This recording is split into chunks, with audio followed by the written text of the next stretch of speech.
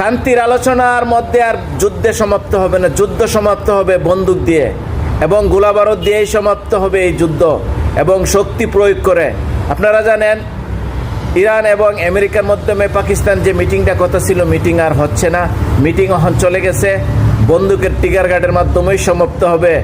কারণ আমেরিকা তাদের ইরানের অবরোধের কারণে ইরান ওই মিটিংয়ে আর যাচ্ছে না। ইরানের কথা হইল আমাদেরকে অবরুদ্ধ রেখে শান্তির মিটিং করবে, এইটাও ইরান দিবে না।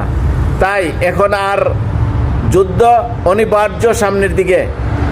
আবার ধীরে ধীরে ইরানের কৌশলের কাছে নাস্তানাবুদ হচ্ছে আমেরিকা। তারা হরমুজ প্রণালী এবং পাশাপাশি তারা আবার ডাক দিয়েছে বাব আল মানদেব, এরা যদি বন্ধ করে দেয়, ইউরোপের লোকে যে সুইস ক্যানেল দিয়ে যে জাহাজগুলো যেত, এগুলোরও অবস্থা খুবই খারাপ। সর্বোপরি এখন ইরান আমেরিকা সর্বোচ্চ তাদের যুদ্ধ সমাধি সমাবেশ এবং আর কোনো যুদ্ধবিরতি অথবা যুদ্ধের মিটিং অথবা কোনো সমাপ্ত আলোচনার মাধ্যমে হবে না। এখন শুধু অস্ত্রের মাধ্যমেই সমাপ্ত হবে আমেরিকা ইরানের যুদ্ধ। আল্লাহ ছাড়া আর কেউ জানে না আমরা সামনের দিকে কোন দিকে যাব।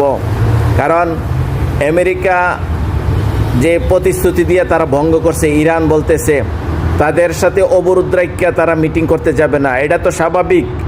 আমাকে আপনি গলা টিপে ধরে রেখে আমার সাথে মিটিং করবেন, মিটিং তো হবে আমাকে আপনাকে দুইজনেরই যখন ফ্রিডম থাকবে তখনই তো একটা মিটিংয়ের আলোচনাতে বসে। কিন্তু আমেরিকা চাচ্ছে তাদের শক্তি প্রয়োগ করে মিটিং করবে, আর এই পেশি শক্তির মাধ্যমে তারা নত করবে না ইরান জাতি।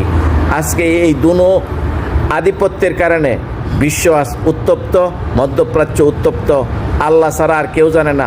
সবাই আমরা দোয়া করি এই উত্তপ্ত যেন আল্লাহর কোনো এক রহমতের মাধ্যমে সমাপ্ত করে দেয়।